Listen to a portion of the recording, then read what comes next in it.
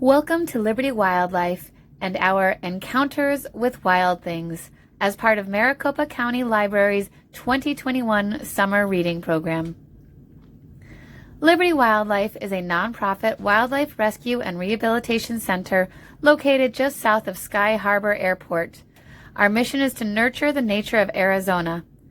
Over 12,000 animals come to our hospital each year in need of help, and our team of dedicated volunteers works to get them back to their home habitats. Those that cannot be released may join us as education ambassadors. Join us now as we read a few excerpts about our native wildlife and then meet them up close.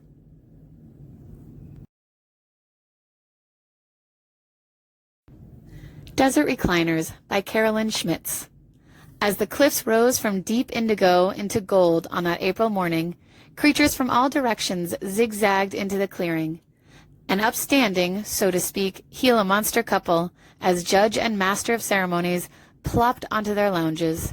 She wore an eye-popping pink and charcoal-embroidered pantsuit, and he a spangled hematite and coral unitard.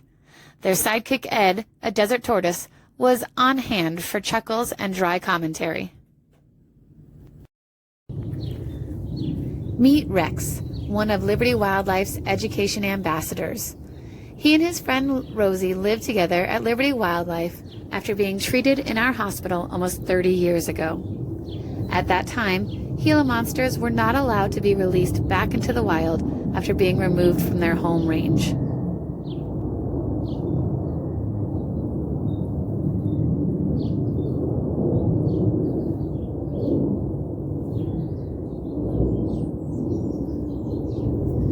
These lizards can be found in western and southern Arizona, down into southern Sonora, Mexico, as well as parts of California, Utah, Nevada, and New Mexico. The variety of coloring and patterning on these lizards helps the Gila monster camouflage into their surroundings, which include foothill grasslands or desert scrub surrounded by Palo Verde trees and saguaros. They also may be found in valley washes. Gila monsters have claws for digging burrows and searching out eggs to eat. They will use their tongue, similar to a snake, to taste the air. They are generally searching for small mammals, lizards, and frogs, but will eat some insects, carrion, and eggs of other animals. The Gila monster will store extra fat in their plump tails to use in time of scarce food.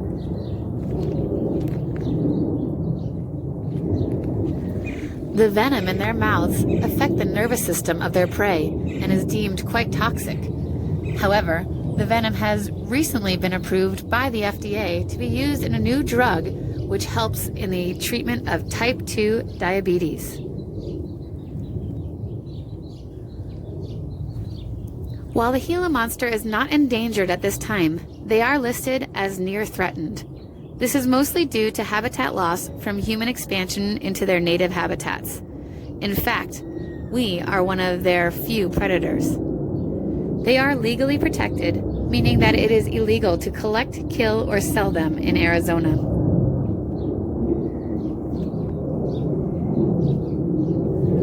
Rosie and Rex are on display at Liberty Wildlife and lead a pretty easy and slow lifestyle as they move into their retirement years.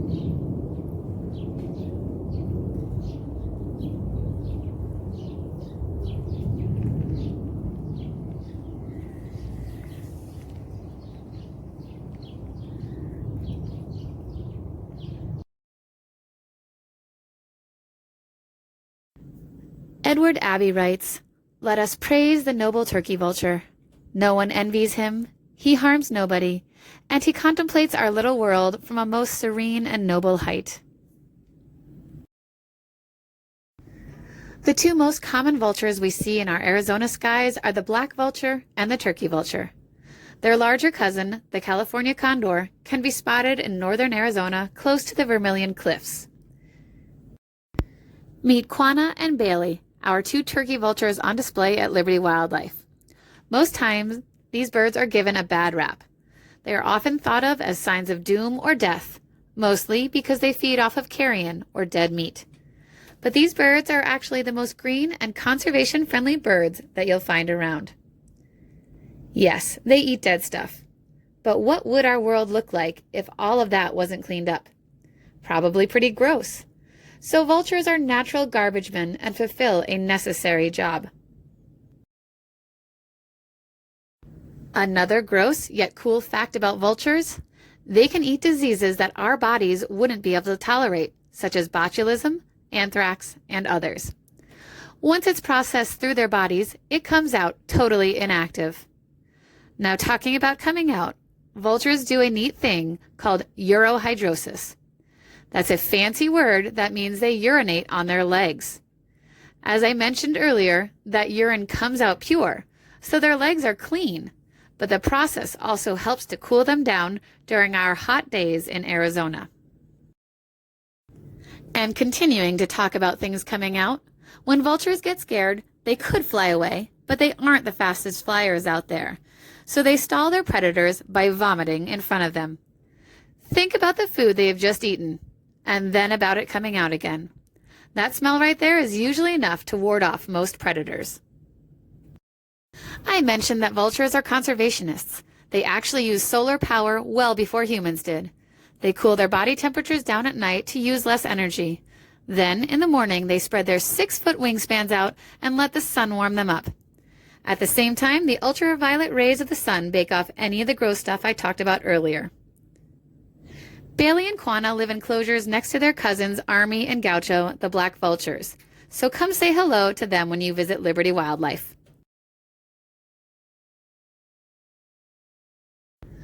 Aho Lily by Carolyn Schmitz. A burrowing owl from Aho turned heads at the Wild Hat celebration. Her tree-dwelling kin were envious. Unlike them, she puttered about among the desert shrubs in search of rodents. One evening, she had come upon some low dunes illuminated by colonies of desert lilies. "Whoo," she whispered. Here was the look she wanted. The owl offered safe passage to a brush mouse in exchange for his handiwork. Around the owl's shoulders he wound strands of creosote seeds, desert chicory, and feather-soft blooms of acacia and desert fern. To a pad of cactus fiber he nimbly affixed midnight blue desert bells, a constellation of gravel ghost flowers on their invisible stems, and finally one moon-bright lily with its long rippling leaves. The owl blinked her approval, and the mouse nestled under a petal. Today you'll meet Ella and Diego, 2 of our burrowing owls that call Liberty Wildlife home. These tiny little owls are very different than those that you think of when you first hear the word. While they are not the smallest of the 13 owl species we have here in Arizona, they are much smaller than the most commonly thought of great horned owl.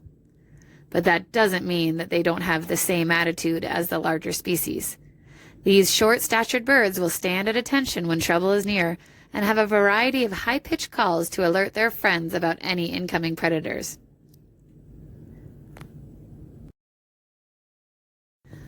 Another difference from your usual train of thought when it comes to owls is that these birds are not nocturnal. Unlike the barn owls who spend most of their active time in pure darkness, the burrowing owls are more diurnal, or active during the day. During this time, while protecting their burrows, they are actively searching for food. They love many types of meat, ranging from insects and bugs to small lizards and snakes, and even up to larger mammals like rats and mice. They entice bugs to their lair in a clever way. The owls will scour the desert for dung and bring it back to their front doorstep. What a smart idea! The smell brings the bugs right to them, like pizza delivery. What's also amazing about this is that the smell of the mammal dung will also confuse likely predators who may want a taste of an owl but don't dare enter the home of a larger mammal. And that brings me to another difference between the burrowing owl and his cousins. As the name suggests, they live under the ground in burrows. These are usually old burrows belonging to other animals that have since moved on, but the owls will use their small feet to excavate them a little more. What's underground can be impressive, with long and deep tunnels which branch off in many directions and sometimes lead to many different rooms. Habitat destruction, mainly for new construction, has made life tough for this protected species. Liberty wildlife biologists are hired on by companies to survey lands, remove individuals that are living within the proposed development space, and then collapse those burrows to ensure no owl is left behind during construction. They are brought to Liberty Wildlife to be cared for by our wonderful volunteers and eventually released to suitable habitat. Diego and Ella are both here because of injuries sustained while living in the wild. They can no longer survive on their own out there and have become wonderful additions to our education team. Forest Ruff by Carolyn Schmitz. A bobcat's eyes shone with the verdant hues of her cap and ruff. Fuzzy leaves with forest trimmings, pine needles, pussy willows, acorns, and yarrow blended with her soft fur. A mere spot on her leafy collar was a red velvet mite, a puckered vermilion poof fringed with its legs and feelers. Cotton grass and a western dayflower guided a spectacular cecropia moth as she circled for a landing. Who could top this? The bobcat boasted as the moth touched down. The rabbits, while relieved that she had not parted out one of their kind for her hat, nevertheless remained vigilant. With one look at this young bobcat, you can immediately see something wrong. He was separated from his mother at a young age and came to us with a badly injured eye. Our volunteer veterinarians examined him and determined that the eye was not savable and had to be removed. Unfortunately, without the proper training and guidance from his mother, this type of injury meant that he could not be released back out into the wild. He has grown up over the last few months on our rehabilitation side and is getting used to life at Liberty Wildlife. While his appearance makes him look like your sweet cat sitting at home beside you, our little Bobby, as we call him, still has many of his wild instincts and does not wish to be cuddled.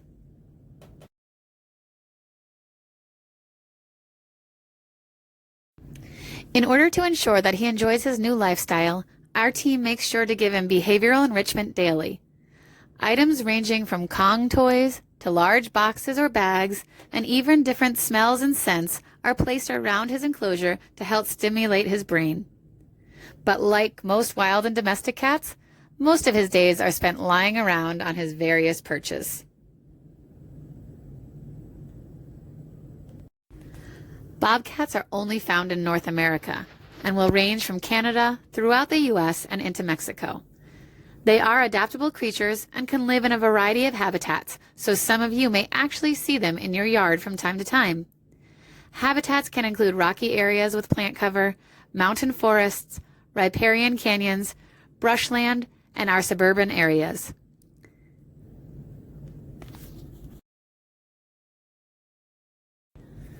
These cats are purely carnivorous and live off of most animal species that you see in our state, while rabbits and other small mammals tend to be their preference.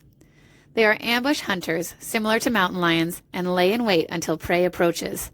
Then they quickly pounce on the unsuspecting animal.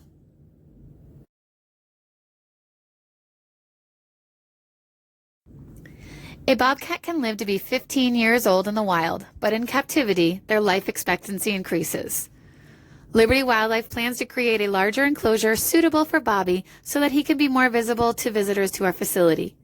We feel that, while he cannot fulfill his natural role back in the wild, he can serve as an amazing ambassador for his species and teach humans about the importance of protecting these animals and their habitats.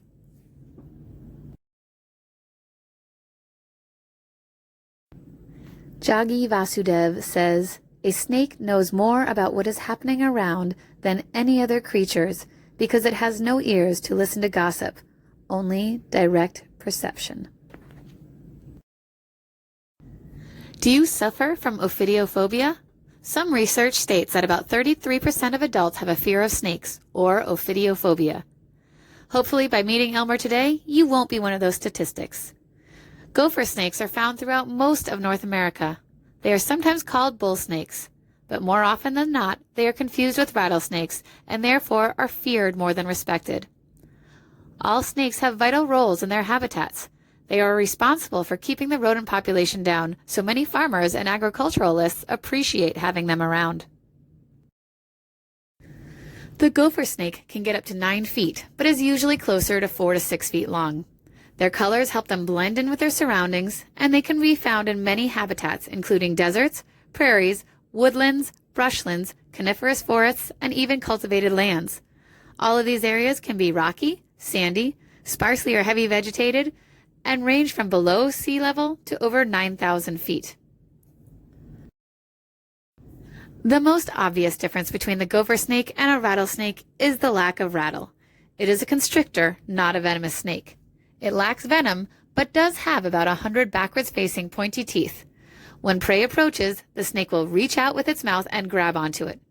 Those teeth hold it in its mouth while the body coils around the prey. The snake constricts or squeezes until the animal is dead, then immediately opens its mouth wide enough to swallow it whole. A snake can open its mouth and eat something about 3 times the size of its head. That's like you swallowing one of those personal watermelons from the store, whole. They have stretchy ligaments in their jaws instead of the bones that we have, so they are able to open much, much wider. Now, the gopher snake has learned a thing or two by being compared to the rattlesnake. It will mimic or act like a rattlesnake when scared. First, it coils up. Then it flattens its head on the ground, similar to the shape of a rattlesnake, and finally it shakes its tail. No sound comes from it, but that is intimidating nevertheless.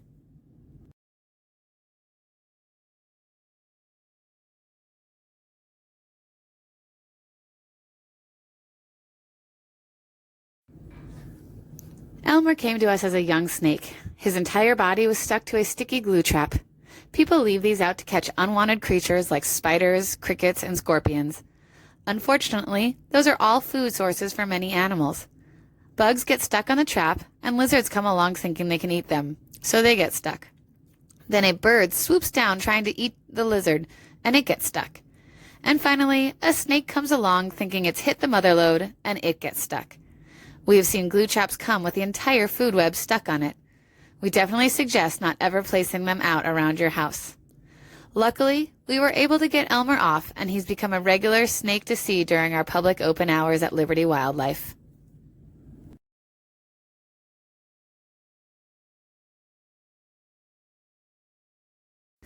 Fluffy Ensemble by Carolyn Schmitz. Sheltered by a thicket of thorns, a desert cottontail gazed up at the flowering canopy far beyond her reach. A cactus wren noticed her wistful expression. "Another bunny with spring fever," he sighed as he began tossing down fluffy confetti-colored blossoms for her. Acacia, mesquite, desert fern, velvet pod mimosa, plume ticalia, and Baja red fairy duster. For jewelry, they found a scorpion tail and creosote seeds, then set to work. The rabbit soon cuddled in luxury as seeds from a milkweed pod pirouetted up and away in the breeze.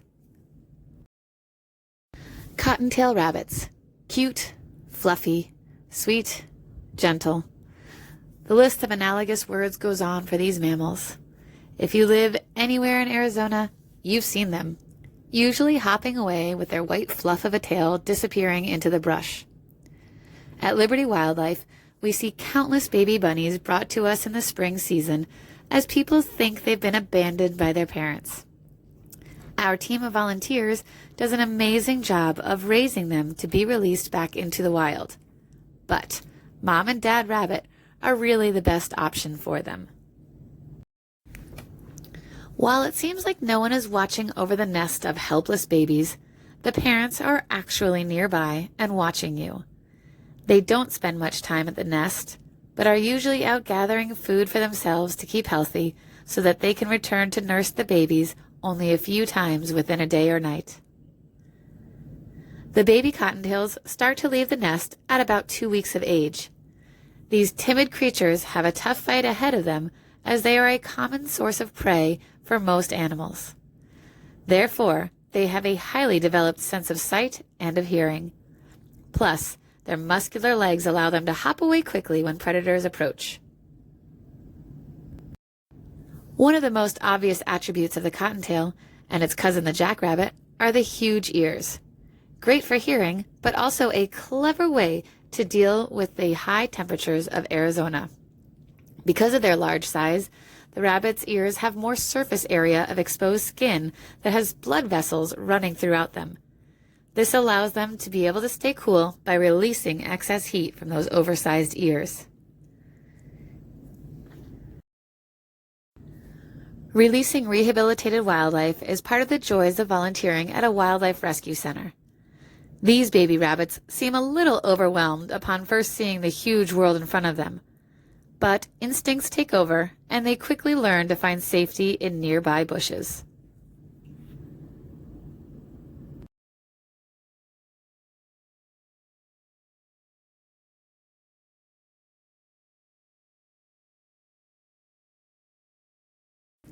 A passage from New and Selected Poems by Mary Oliver. Every night the owl, with his wild monkey face, calls through the black branches, and the mice freeze, and the rabbits shiver in the snowy fields, and then there is the long, deep trough of silence when he stops singing and steps into the air.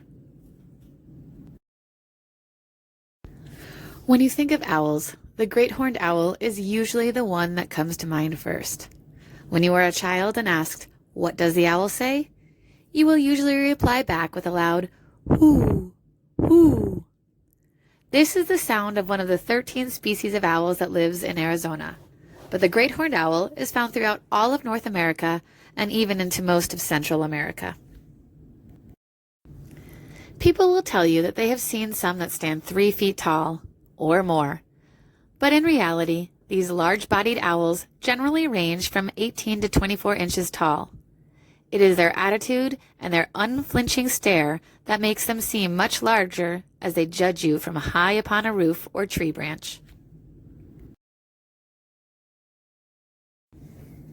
Here we see staff members replacing unfertile eggs with orphaned great horned owl babies for some of our education ambassadors. They act as foster parents to these orphans that come in and raise them to act like wild owls so that upon their release, they do not rely on humans for any kind of food.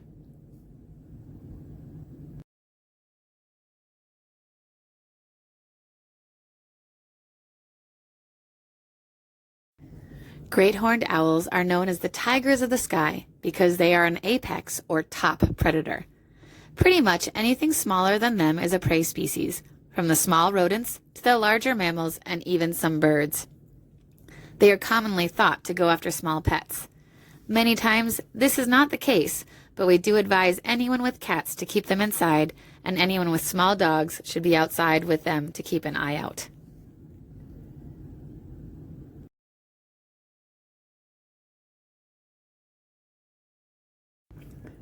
Great horned owls are one of the few animals that is not turned off by the smell of a skunk. Birds of prey do not have a keen sense of smell for the most part, and the black fur of the skunk with a distinct white landing strip on its back is the perfect target for owls to land on.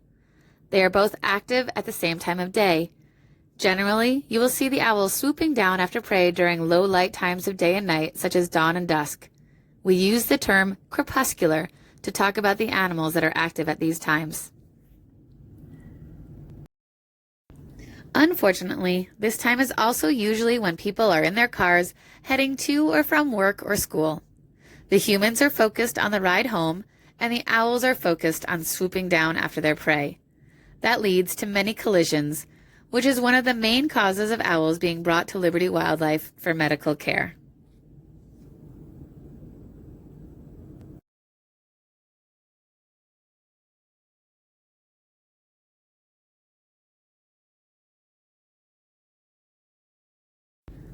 Little Big Eyes by Carolyn Schmitz. A ring-tailed cat displayed the striped yardage and night vision eyes that gave her a name.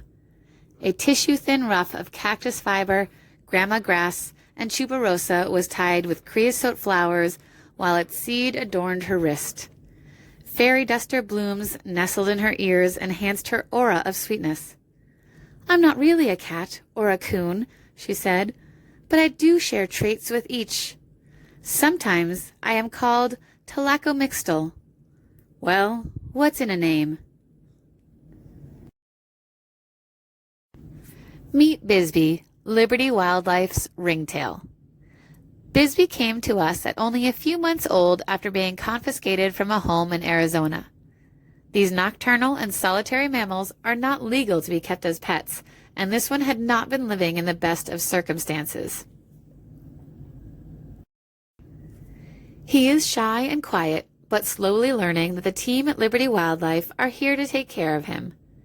Because he was young when he was taken from his parents, he doesn't have the skills to hunt and survive on his own. But at Liberty Wildlife, we try to make each day different for him and help him recreate natural behaviors in his enclosure. We'll hide his diet so he has to search for it or forage as he would in the wild. And we add in other behavioral enrichment, such as different scents, in order to keep his brain stimulated. His large eyes and keen smell and hearing are what keep ringtails safe in the wild. They are hunting primarily at nighttime, so his adaptations help him find his food in the dark. He's also quite agile and fast, so he loves jumping around the different perches in his tall enclosure. The ringtail is actually the state mammal of Arizona, and it has the nickname of miner's cat. These cute mammals are not actually cats, but are more closely related to raccoons. Their nickname comes from a time when mining was large in Arizona, and the miners would welcome these hunters to their settlements in order to be effective rodent control.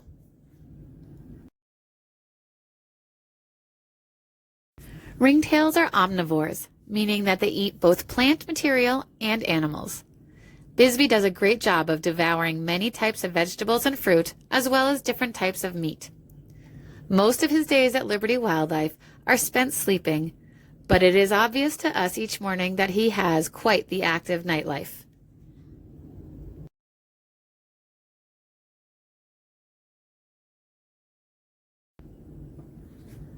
While our mission is to get wildlife back out to where they belong, we are happy to be a refuge for animals like Bisbee who don't have that option.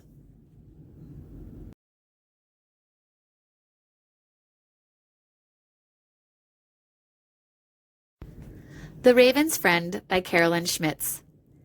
A raven and a Harris's antelope squirrel met as youngsters while the injured bird recovered near the ground dweller's burrow. Because the squawks and flapping wings scared the snakes away, the squirrel provided food for her protector. Dressed up for one of his frequent visits, she wore a scrap of cactus fiber to secure tuberosa, a Mojave aster, wands of purple 3-on, and a devil's claw. Fuzzy creosote fruits, bangles of fairy duster pods, and tiny datura seeds adorned her neck and arms. She treasured the feather that the raven gave her as a token of his friendship. Anyone who has seen a crow or raven knows that they can be both loud and playful. They are inquisitive and noisy birds. In fact, many researchers believe members of the corvid family are amongst the most intelligent of birds.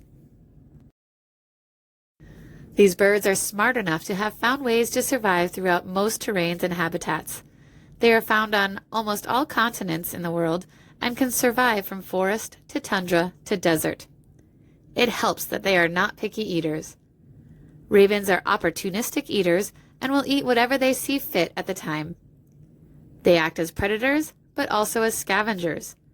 You probably have seen them eyeing your garbage bin if you have any ravens in your neighborhood. Many people confuse crows and ravens. We have only a small population of crows in parts of Arizona, so many times the black birds you see flying overhead are ravens. They are the larger of the corvid family and are also much more solitary than their cousins the crows. They tend to only spend time with a partner during mating season.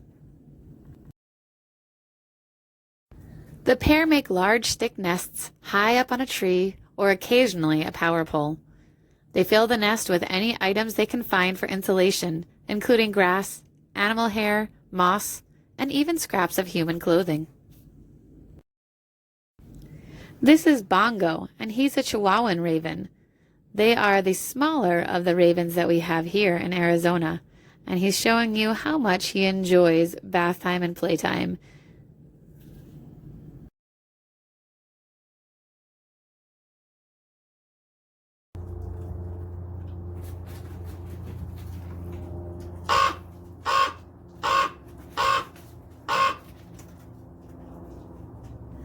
That is the common call of the raven, but researchers have studied the behavior of these birds and have found that they also use gestures and movements to communicate with each other, much like humans do with their hand movements.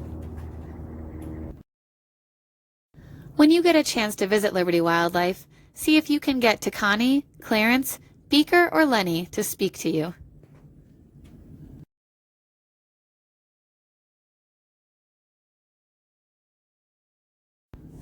Little Horns by Carolyn Schmitz.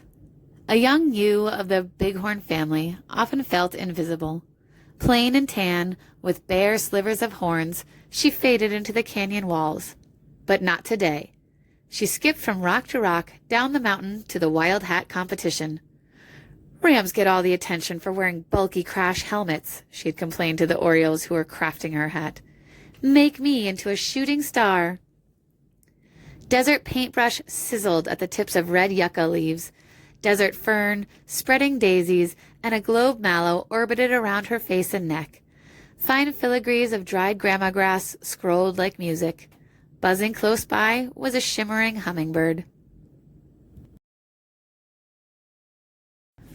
Okay, these aren't bighorn sheep. They aren't actually sheep at all, but domestic goats that live at Liberty Wildlife.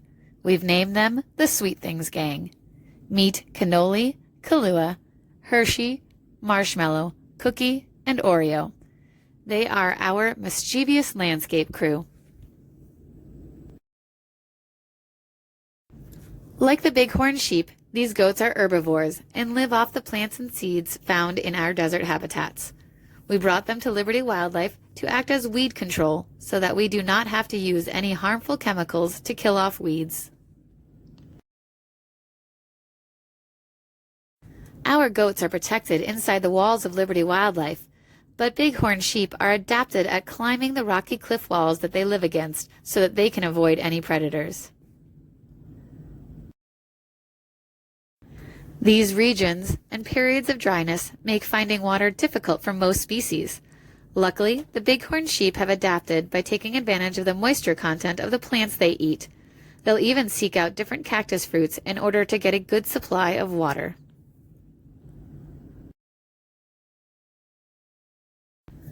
When identifying bighorn sheep, look for a deer-sized animal with a white patch on its rump. Both the males and females have horns, but the males are much longer and will grow to be more curled and spiraled with time. If they aren't grazing, they are probably sleeping away the heat of the Arizona days, much like our Sweet Things Gang does at Liberty Wildlife.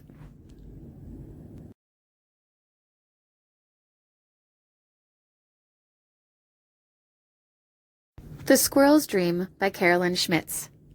Ruffled leaves of wild geranium and silvery wands of mountain mahogany seeds made a dream outfit for an Abert's tassel-eared squirrel. I completed every detail myself, she said. I stuffed bunches of lichen here and there because it reminded me of shredded patio pillows. Curly needles of ponderosa pine were secured with grapevines. Feathers from a woodpecker's cap looked like tiny flames at the tips of her ears. To avoid a kerfuffle, a scrub jay simply donated one of his.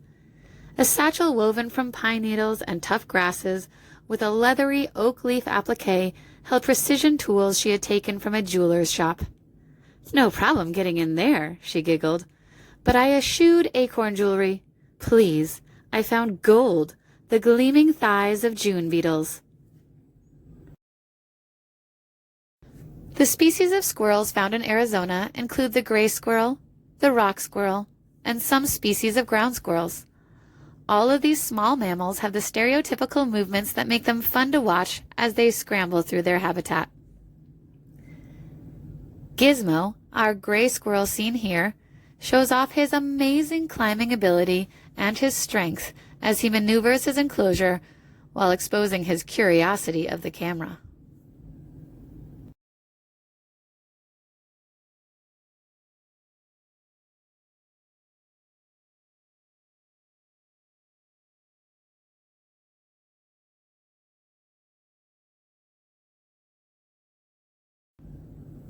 Maybe we should have named him Spider-Man.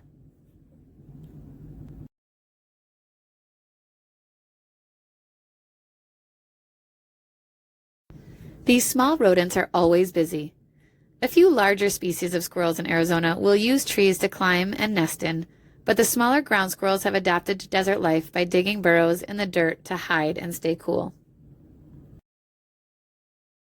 Rock squirrels forage for food on the ground and up on the limbs of mesquites, willows, and ocotillos, where they search for the freshest and newest growth.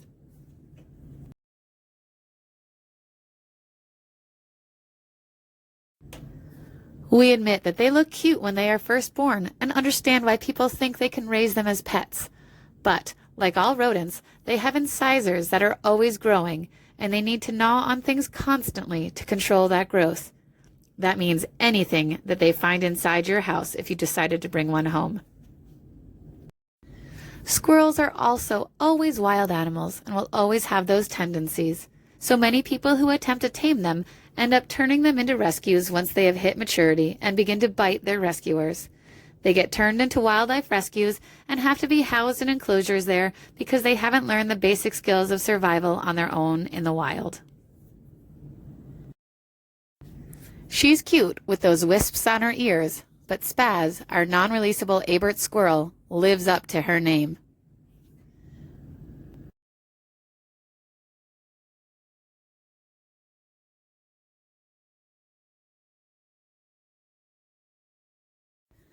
Lucky Boy by Carolyn Schmitz. A coatimundi ran into a darkling beetle while out nosing around. "You smell weird," he snorted. "Are you a clown?" retorted the bug, eyeing the shabby fedora with its odd assortment of fetishes. They immediately became friends. The beetle climbed aboard among devil's claw, fairy duster, screw-bean mesquite, and datura pads, a nopalito, and a vermilion flycatcher's feather.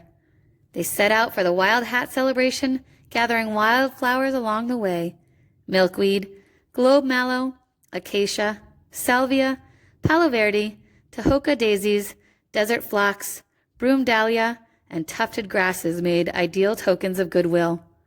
We also brought along a sprig of allthorn. Chances are somebody will need a little jab. Meet Groot, our resident coatimundi, or coati. Look at that sniffer. The coati is a mammal native to the Southwest and is a relative of the raccoon and ringtail. That spectacular long nose is an important tool for helping them find all the food they need to survive. It can move 90 degrees in every direction to make sure the coati is covering every inch of ground around him. Another important attribute is his long claws. They are ideal for digging in the ground to get some of their favorite food: bugs and grubs.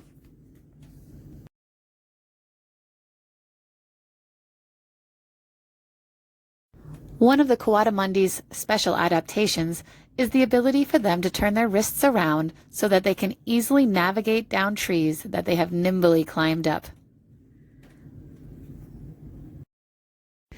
Coatis are social animals and usually live in large packs of 20 to 30 individuals. If you are lucky, you can see them walking like a troop in riparian habitats or brushy or wooded areas. Groot was raised as a pet. The exotic pet trade does more damage to the conservation of wildlife than you'd think. People buy wild animals that were either taken from the wild or born in captivity in some of the few states that is legal. The people neglect to realize that these animals have not been domesticated like our household dogs and cats. They still have all their wild instincts. What we often see is celebrities who buy these creatures as symbols of their status. The celebrities get bit in the end and return the animal to a rescue shelter. Groot was confiscated from a home in Indiana where he was being illegally kept and flown to Liberty Wildlife by the rescue organization that saved him. Arizona is a much more suitable location for a Southwest animal. While he's used to people, he still has those claws and sharp teeth and will use them if he doesn't want you to take his food away. But most of the time, our small group of coati handlers have a great relationship with him and are able to get him on a harness to walk him on the grounds of Liberty Wildlife. He enjoys spending time on shelves up in his enclosure or hanging on a hammock to catch the cool breeze that blows below.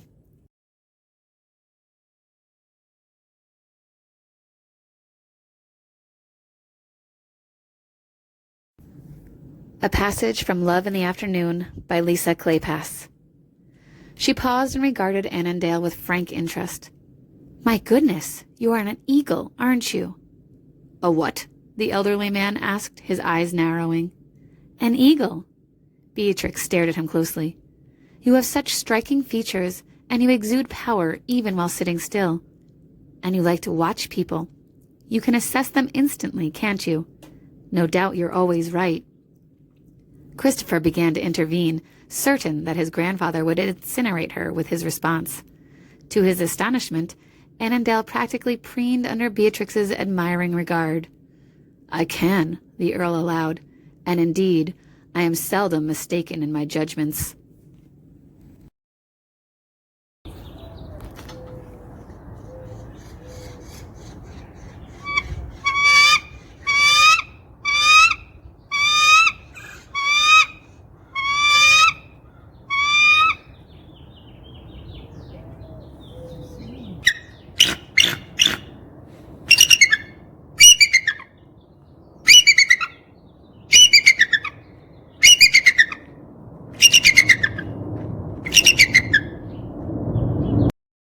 That was the call of Aurora, one of the bald eagles that Liberty Wildlife cares for. She is non-releasable due to an eye injury that prevents her from being able to hunt well enough to survive on her own. The bald eagle is the national bird of the United States of America. They are not found anywhere else in the entire world. In fact, when European settlers first came to the United States and saw this large bird with its white head and tail, they named it bald, B-A-L-D-E, which is white in Old English.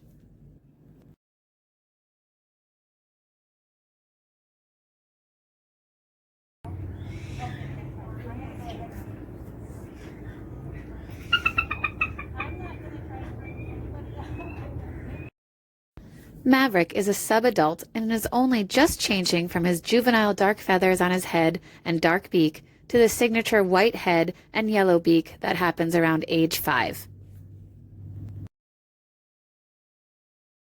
Bald eagles are primarily fish eaters, so you'll see them nestled along some of our lakes and rivers. They make huge nests that they return to year after year and continue to build each time. The largest recorded bald eagle nest weighed almost 6,000 pounds. These birds have come back from being on the endangered species list in the early to mid-20th century. But as of 2007, they were removed from that list thanks to work from the government and the public.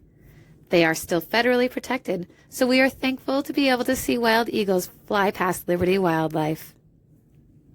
So many people helped in the creation of this video. I want to thank Carolyn Schmitz for her artwork and passages from her Wild Hat series, also to Tony Schmitz for making them ready for video. Also, Rodrigo Izquierdo, who is a fabulous photographer that is also a dedicated volunteer at Liberty Wildlife. He takes the most amazing pictures of our animals and is always gracious about sharing them with us. Sources used for information about these animals come from the information provided online at the Desert Sonoran Museum and the Cornell Lab's All About Birds webpage, as well as my many friends at Liberty Wildlife. Thank you to the Maricopa County Library for giving us the opportunity to introduce you to some of our native wildlife, and we hope to see you in the future at Liberty Wildlife.